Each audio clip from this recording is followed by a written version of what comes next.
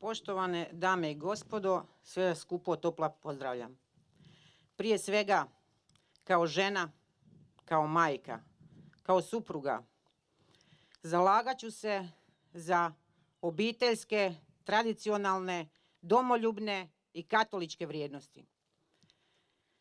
Kao dijete poljoprivrede, kao žena sa sela koja svoj duševni mir i odmor pronalazim u vrtu, u šljivama, na svojoj rodnoj, plodnoj Slavonskoj Grudi, zalagat ću se maksimalno na poboljšanju rada na obiteljskim poljoprivrednim gospodarstvima i razvoju ruralnog turizma.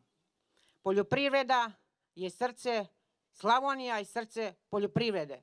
Poljoprivreda je hrana koja hrani sve nas Hrvate i Hrvatice.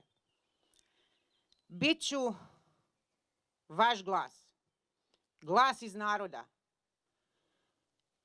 slavonski glas, glas Šokadije, glas sigurne Hrvatske. Živjeli!